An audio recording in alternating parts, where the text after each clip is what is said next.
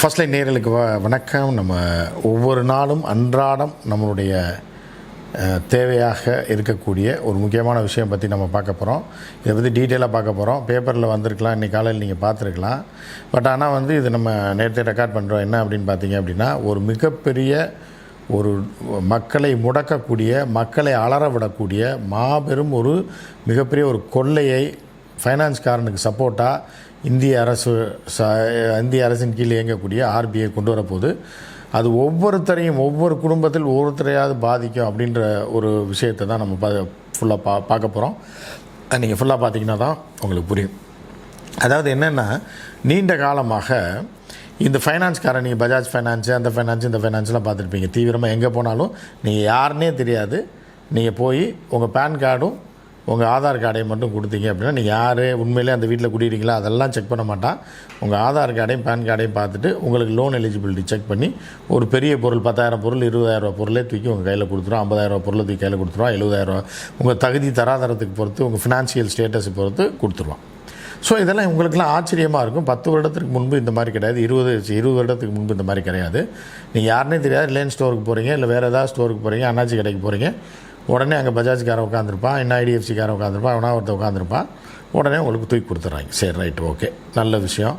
அதாவது உங்களோட ஆதார் கார்டை இல்லாமல் நீங்கள் ஒரு ஃபோன் நம்பர் கூட வாங்க முடியாது. நீங்கள் எங்கே இருந்தாலும் உங்கள் ஆதார் கார்டை வச்சு உங்களை தேடி கண்டுபிடிச்சிடலாம் அப்படின்ற ஒரே நம்பிக்கையில் அந்த ஆதார் கார்டை வைத்து உங்களை கண்டுபிடிச்சிடலாம், உங்கள் வீட்டு அட்ரஸை கண்டுபிடிச்சிடலாம், உங்களை முடக்கிடலாம் அப்படின்ற அந்த அடிப்படையில் தான் சர்வதேச அளவில் கடன்கள் கொடுக்கப்படுகிறது. ஓகே, அது நல்ல விஷயந்தான், ரைட்டு. ஏன்னா நமக்கெல்லாம் யார் கடன் தருவான், நம்மளோட ஸ்டேட்டஸ் பார்ப்பான், பே ஸ்லிப் பார்ப்பான். இப்போ எதுவுமே பார்க்காம உங்களுக்கு கொடுக்குறான். சரி, ரொட்டேஷன், ஒரு பொருளை வாங்குகிறோம், ஒரு கல்யாணத்துக்கு ஒரு பொருளை வாங்குகிறோம், இல்லை நம்ம அன்றாட தேவைகளுக்கு ஒரு பொருளை வாங்குகிறோம், ஒரு 2 வீலர் வாங்குகிறோம், அடிப்படை தேவைகளை வாங்குகிறோம். எல்லாத்துக்கும் இது வசதியாக இருக்குது. இதில் எந்த மாற்று கருத்தும் கிடையாது. இவர்களிடம் கடன் வாங்கினா கரெக்டாக நம்ம கட்டணும் அப்படின்றது நியாய தர்மப்படி சரி. இப்போ ரைட்டு. இப்போ அடுத்த விஷயத்துக்கு வரும். இப்போ என்னென்னா, செல்ஃபோனுக்குள்ளே வருவோம். இந்த ஃப்ரிட்ஜு, வாஷிங் மிஷினு அதெல்லாம் விட்டுருங்க, செல்ஃபோனுக்குள்ளே வருவோம். இப்போ செல்ஃபோனில் பார்த்தீங்க அப்படின்னா, இந்தியாவில் 140 கோடி பேர் இருக்காங்க. இதில் கிட்டத்தட்ட 100 கோடி சிம் கார்டுகள் செயல்பாட்டில் இருக்குன்றான். 100 கோடி சிம் கார்டுகள் செயல்பாட்டில் இருக்குது. அப்போ 100 கோடி மக்கள் செல்ஃபோன் வச்சுருக்கானா? இல்லை. ஒவ்வொருத்தனை 2 வச்சுருப்பான், 3 வச்சுருப்பான், 4 வச்சுருப்பான், 5 வச்சுருப்பான். இப்படி ஆவரேஜ் போட்டு பார்த்தீங்கன்னா கிட்டத்தட்ட ஒரு 30 கோடி பேர் கிட்ட இந்த கனெக்ஷன்ஸ் இருக்குது. 100 கோடி கனெக்ஷன்ஸ் இருக்குது. அப்போ 30 கோடி ஃபோன் இருக்குது. 30 கோடியிலேருந்து 60 கோடியில் 90 கோடி வரைக்கும் ஃபோன் இருக்கலாம். ஏன்னா ஒருத்தர் 2 ஃபோன் வச்சுருக்கவங்க இருக்காங்க, ஏன்னா வீட்டுக்கு ஒரு ஃபோன் வச்சுருக்கவங்க இருக்காங்க, பிள்ளைங்களுக்கு ஒரு ஃபோன் வாங்கி கொடுக்குறவங்க இருக்காங்க. இப்படிலாம் போட்டு பார்த்தீங்கன்னா ஒரு 50 கோடி வச்சுங்களேன். இந்த 50 கோடி ஃபோனில், இல்லை 60 கோடி ஃபோன் வச்சுங்க, 60 கோடி ஃபோனில் 20 கோடி ஃபோன் டியூவில் வாங்கினதுன்றான் ஒரு ரிசர்ச் சொல்லுது. அப்போ 20 கோடி ஃபோன் டியூவில் கொடுக்குறான் அப்படின்னா அதோட டேர்ன் ஓவர் எவ்வளோன்னு நினச்சி பாருங்கள். ஒரு ஃபோனுக்கு 1 ரூபா வச்சிங்கன்னா 20 கோடி ரூபா, 10 ரூபா வச்சிங்கன்னா எவ்வளவு? 200 கோடி, 100 ரூபா வச்சிங்கன்னா 2000 கோடி, 1000 ரூபா வச்சிங்கன்னா 20,000 கோடி. புரியுதா? ஸோ 1000 ரூபா லாபம் ஒரு வட்டி கொடுத்து 1000 ரூபா வட்டியை வாங்கிட்டான்னா ஒரு 20,000 ரூபாய்க்கு 1000 ரூபானாலும் வட்டி போடுவான்ல. 1500 2000 ரூபா வரைக்கும் வட்டி போடுவான் 20,000 ரூபாய்க்கு. ஸோ இப்போ இந்த 2000 ரூபா அப்படின்னு பார்த்தீங்கன்னா 4 லட்சம் கோடி ரூபாய் லாபம் மட்டும் ஈட்டக்கூடிய ஒரு மிகப்பெரிய ஒரு மாஃபியாவுக்கு இணையான ஒரு தொழில் என்னென்னா இந்த வட்டிக்கு விடுற தொழில். இதை தான் வங்கிகள் மூலமாகவும் ஃபைனான்ஸ் மூலமாகவும் தற்போது இதில் வங்கி வட்டின்றது வங்கி இறங்கலை பெருசாக.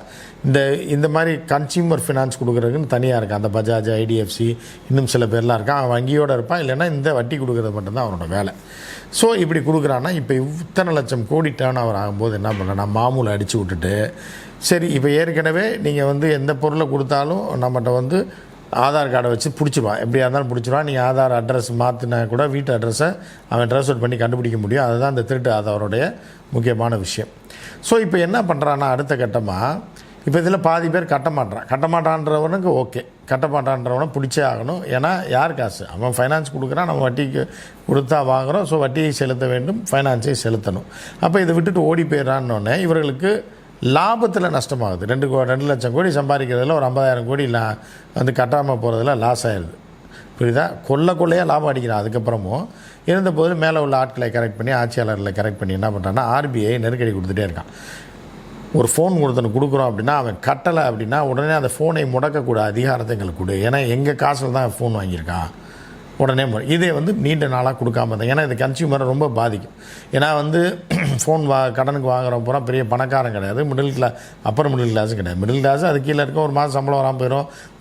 ஒரு மாதம் வந்து கரெக்டாக ஒரு 35,000 சம்பளம் வாங்கி ஒருத்தன் குடும்பம் நடத்திட்டு இருப்பான். இல்லை அவன் பொண்டாட்டி ஒரு மனைவி ஒரு 15,000 வாங்க, இவன் ஒரு 15,000 வாங்குவான், ஒரு 10,000 ஒரு ஃபோனை வாங்கியிருப்பான். சரிங்களா? இப்போ இப்போ இழுத்துக்க பறிச்சுக்கன்னு வீட்டு வாடகை ஒரு 10,000 போயிடும், அதுக்கு 2,000 போயிடும், இதுக்கு 1000 போயிடும்னு அவன் பல்ல கடிச்சு குடும்பத்தை ஓட்டி கொண்டிருக்கும்போது ஒரு சாவு வீடு வந்துடும், ஒரு சொந்தக்காரங்க இறந்து போயிடுவாங்க. இப்போ அதுக்கு ஒரு 10,000 15,000 செலவு பண்ணோன்னா அந்த மாதம் டியூ கட்ட முடியாமல் போயிடும். அப்போ அது ஒரு பெண்டிங் ஆகும். இப்படி தான் இருக்கும். அப்போ 2 மாதத்துக்கு ஒரு டைம் கட்டுவான். இப்படி இழுத்து பிடிச்சி கட்டிடுவான், போய் விரட்டினா கட்டிடுவான். சரியா? இப்போ இவங்க செய்கிறது மூலமாக என்ன இருக்குன்னா அவன் குடும்பத்தையே முடக்கக்கூடிய ஒரு வேலையை பார்க்க போகிறாங்க. ஏன்னா கூகுள் பேயும் ஃபோனில் தான் நம்ம பண்ணுறோம். ஏன்னா எல்லா டாக்குமெண்ட்டும் நம்மகிட்ட ஃபோனில் தான் இருக்குது. அப்போ வந்து ஆப் மூலமாக அந்த ஃபோனை முடக்கிட்டானுங்க. பணம் கட்டலைன்னா 1ஆந்தேதி இப்போ பில்லு கட்டலைன்னா ஃபோன் கட் ஆகிடுதில்ல, நீங்கள் யாரும் கால் பண்ண முடியாது, இன்கமிங் அவுட் கோயிங். அதே மாதிரி ஃபோனே செயலிலேருந்து போயிடும். ஃபோன் செயலிருந்து போச்சுன்னா ஃபோனில் உள்ள டேட்டாஸ்லாம் நீங்கள் எப்படி எடுப்பீங்க? கூகுள் பே எப்படி பண்ணுவீங்க? நீங்கள் ஒரு ஊருக்கு போயிட்டுருக்கீங்க, ஒரு 10,000 ஒரு ஃபோன் ஒரு ஏழை வாங்கிட்டாயா, ஏன்னா கூகுள் பேயில் வச்சுருக்கான், ஒரு 200 வச்சுக்கிட்டு 100 கையில் வச்சுட்டு போகிறான், 50 டிக்கெட் எடுக்கிறான், போய் இறங்கிட்டான். அங்கே போய் இறங்குற அன்றைக்கி டியூ டேட்டு, அன்றைக்கி அவன் காசு கட்ட முடியல, ஒரு சாவுக்கே போயிருக்காயா. ஃபோன் ஆஃப் பண்ணிட்டேன்னா அவன் எப்படி திரும்பி வருவான்? கூகுள் பே வேலை செய்யாது. நடுத்தரவில் பிச்சை எடுப்பான். அவன் யார்கிட்ட போய் பிச்சை எடுக்க முடியும்? பாதி ட்ராவல்லே கட் பண்ணி விட்டானா என்ன பண்ணுறது? இது எவ்வளோ பெரிய கொடூரமான ஒரு சட்டம். 20,000 30,000 40,000 ஃபோன் வாங்கியிருப்பான், மாதம் சம்பளம் வாங்கியிருப்பான், சம்பளம் வாங்கி கட்டிக்கிட்டே இருப்பான், ஒரு மாதம் கட்ட முடியாமல் போயிடும். உடனே அந்த 1ஆந்தேதியோட நீ ஃபோனை ஆப் வச்சு லாக் பண்ணேன்னா பாதி வெளியில் குடும்பத்தோடு ஒரு இடத்துல போயிருக்கான், ஒரு 2 நாள் டியூ கட்டணும்னு அவன் ஏதோ ஒரு மன உளைச்சலில் மறந்துருப்பான். பாதி வெளியிலே எதாவது இது ஃபோன் மட்டும் இல்லையே, அந்த ஃபோனில் அது மட்டும் இல்லையே, கூகுள் பேயின்னு ஒன்று இருக்கே, ஃபோன் பேயின்னு ஒன்று இருக்கே, எல்லாம் உங்கள் பேங்க் அக்கௌண்ட்லேருந்து எல்லா நம்பரும் உங்களோட டாக்குமெண்ட்டு எல்லாமே அதில் இருக்கே. அப்போ ஃபோன் செயலிருந்து போச்சுன்னா ஃபோனே ஓப்பன் ஆகாத. அப்போ எப்படி எல்லாம் அங்கங்கே நடுத்தரில் நிற்பானா? என்ன சட்டத்தை கொண்டு வர போகிற நீ?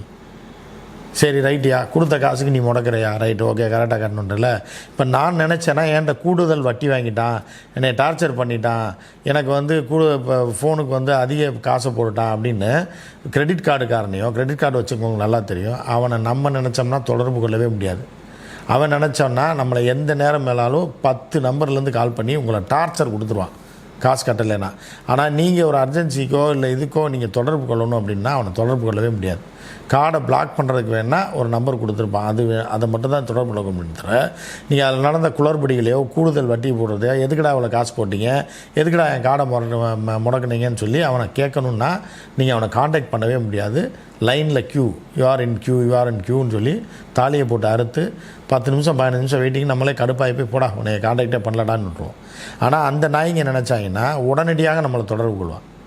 10 நெட்வொர்க்லேருந்து வருவான், சர்ன்னு வந்துக்கிட்டே இருப்பான், உங்களை டார்ச்சர். இதுதான் வந்து மென்டல் இதுக்கு ஆர்பிஐ என்ன வச்சுருக்க நீ? ஆர்பிஐ என்ன பதில் சொல்ல போகுது இதுக்கு? ஒருத்தன் டியூ டேட்டில் கிரெடிட் கார்டு கட்டலையா, ஒரு நாளைக்கு 50 கால் அடிக்கிறான். 50 கால் எதுனா அவன் அடிக்கிறவனுக்கும் தெரியாது. அவனுக்கு வந்து என்னென்னா நெட்வொர்க்கில் வந்துக்கிட்டே இருக்குது, இந்த நம்பர் கால் பண்ணிகிட்டே இருக்குன்னு ஒரு 500 நம்பர் டியூட்டி. அவன் அந்த 500 நம்பரை டயல் பண்ணிகிட்டே இருப்பான். இவன் விட்டானா ஹைதராபாத்லேருந்து அடிப்பான், ஹைதராபாத்லேருந்து அந்த கால் சென்டரில் அடிப்பான், இங்கே கல்கட்டா கால் சென்டரில் அடிப்பான், நொய்டா கால் சென்டர்லேருந்து அடிப்பான். தொடர்ந்து அடித்து உங்களை மென்டல் ஆக்கி விட்ருவாங்க. ஏன்டா நாய்ங்களா? அப்போ நாங்கள் எங்கள் தேவைக்கு அடித்தா மட்டும் ஏன்டா கால் சென்டருக்குள்ளே போகிறீங்க? 10 நிமிஷம் 15 நிமிஷம் வெயிட்டிங்க இல்லை, இதை ஆர்பிஐ கேட்காதா?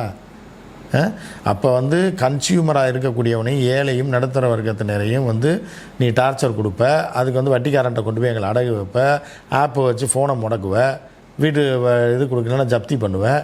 ஆனால் எங்களுக்கு ஒரு தேவை அப்படின்னா பேங்க்காரனை காண்டாக்ட் பண்ண முடியாதுன்றான். வசூல் பண்ணுறவன் கேட்டால் என்ன சொல்லுவான்? வசூல் பண்ணுறவன் வேறு, இது வேறு, நீங்கள் காண்டாக்ட் பண்ணக்கூடிய கால் சென்டர் நம்பர் வேறன்னுவான். ஏன்னா இப்படி வந்து இந்த மக்களை எவ்வளோ நாளைக்கு தான் முட்டாளாக்கி ஏமாற்றி இப்போ இந்த மாதிரி பணக்காரன்ட்டையும் கார்ப்பரேட் கம்பெனிட்டையும் அடகு வச்சு நம்மளை கொல்ல போகிறாங்கன்னு தெரில இந்த அரசாங்கம். இது ஒரு தொடர்ந்து வந்து நம்ம மக்களை வஞ்சிக்கக்கூடிய, மக்களை நசுக்கக்கூடிய ஒரு அரசாங்கமாக அந்த அரசாங்கங்களுக்கு கீழே இயங்கக்கூடிய ஆர்பிஐ போன்ற நிறுவனங்கள்லாம் இது மாதிரி நீ பேலன்ஸ் பண்ணணும்ல. வாங்கின காசை வட்டி கட்டணும், வாங்கின காசை திருப்பி கொடுக்குன்றது எப்படி நியாயமோ அதே போல் கன்சியூமருக்கு இருக்கக்கூடிய பிரச்சனைகளை உடனடியாக சால்வ் பண்ணுறக்கோ இல்லை அந்த கம்பெனிக்காரனை, கிரெடிட் கார்டுக்காரனை, பஜாஜ்காரனை இல்லை ஐடிஎஃப்சிக்காரனை காண்டாக்ட் பண்ணுறதுக்கு என்ன வழிமுறை இருக்குது? கால் சென்டருக்கு ஒரே ஒரு நம்பர் கொடுத்துருப்பான், அது ஒரு 200 கனெக்ஷன் வச்சுருக்கான்னு வைங்க. ஒரு நாளைக்கு நீ வந்து இப்போ 2 லட்சம் கார்டை கொடுத்துட்டு 200 கனெக்ஷன் வச்சேன்னா எப்படி அவங்கள காண்டாக்ட் பண்ணுறது அப்படின்னு ஒரு கேள்வியை ஆர்பிஐ கேட்கணுமா இல்லையா லைசன்ஸ் கொடுக்கும்போது? அப்போ அவன்கிட்ட மட்டும் வந்து மாமூலை வாங்கிட்டு நீங்கள் இப்படி பண்ணிட்டீங்க அப்படின்னா அப்போ என்ன இருக்குது? ஸோ அந்த மக்கள் தொடர்ந்து நசுக்கப்பட்டு கொண்டிருக்கிறார்கள். இது வந்து இவ்வளோ ரொம்ப நாளைக்கெல்லாம் இதெல்லாம் நீடிக்காது. நீ ஃபோனை முடக்கினேன்னா ஒருத்த வாழ்க்கையை முடக்கிற மாதிரி. இதுக்கு வந்து அட்லீஸ்ட் வந்து ஆர்பிஐ வந்து இதெல்லாம் பார்க்கணும். பார்த்துட்டு 1 மாதம் டியூ வரைக்கும் விடலாம். இந்த 1ஆந்தேதி கட்டணும், கட்டலை 50ஆந்தேதிக்குள்ளே கட்டணும், இல்லை அடுத்த 1ஆந்தேதிக்குள்ளேனாலும் கட்டணும். அதுக்கப்புறம் தான் இந்த இதை முடக்கலாம் அப்படின்ற மாதிரி கொண்டாடணுமே தவிர கண்மூடித்தனமாக இவர்களுக்கு எந்தவித ஏழை கஷ்டப்படுறான் நடுத்தர வர்க்கம் என்னென்ன பிரச்சனைகள் இருக்கான்னு தெரியாத அதிகாரிகள் டப்புன்னு அவன் சொன்ன உடனே ஒரு ஆப்பை போட்டு 1ஆந்தேதியே கட்டலைன்னா 1ஆந்தேதி மிட் நைட்டில் கட் பண்ணுற மாதிரிலாம் பண்ணாங்க அப்படின்னா இந்த நாட்டில் நேபாள் மாதிரியான ஒரு நிலைமை வரும் அப்படின்றதில் வேறு மாற்றுக்கருத்தே கிடையாது. ஸோ தொடர்ந்து பார்ப்போம் மற்றும் ஒரு நிகழ்ச்சியில் சந்திப்போம். நன்றி, வணக்கம்.